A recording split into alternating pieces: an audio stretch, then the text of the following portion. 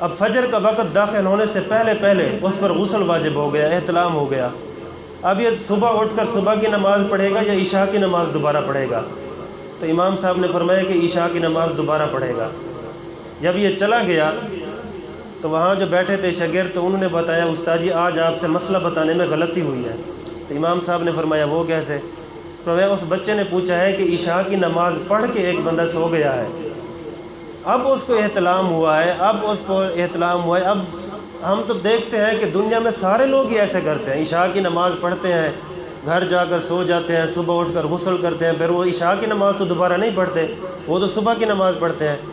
تو امام صاحب نے فرمایا کہ یہ بچہ حیادار بھی تھا اور شرمیلا بھی تھا، اس نے یہ مسئلہ اپنے بارے میں پوچھا ہے۔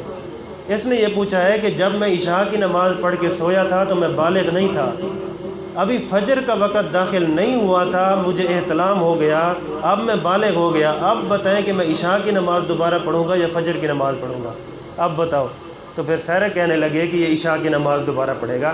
تو امام صاحب کہنے لگے اس بچے نے مسئلہ اپنے بارے میں پوچھا ہے، کسی اور کے بارے میں نہیں پوچھا۔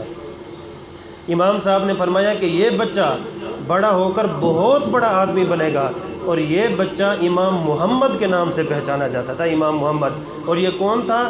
ان کی والدہ ان کو امام صاحب کی کلاس میں جب لے کر آئی نا، تو امام صاحب نے فرمایا کہ میرے کلاس میں داخلے کی شرط یہ ہے کہ بچہ قرآن کا حافظ ہونا چاہیے، ورنہ میں داخلہ نہیں دیتا۔ یہ واپس چلا گیا، ایک ہفتے کے بعد دوبارہ آ گیا۔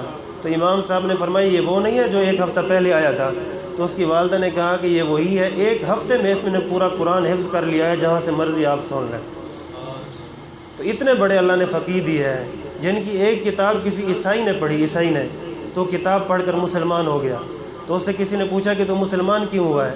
تو اس نے کہا کہ میں سوچتا ہوں کہ مسلمانوں کا یہ جو چھوٹا محمد ہے اس کے پاس اتنا علم ہے، جو ان کا اصل بڑا محمد ہے ان کے پاس کتنا علم ہوگا۔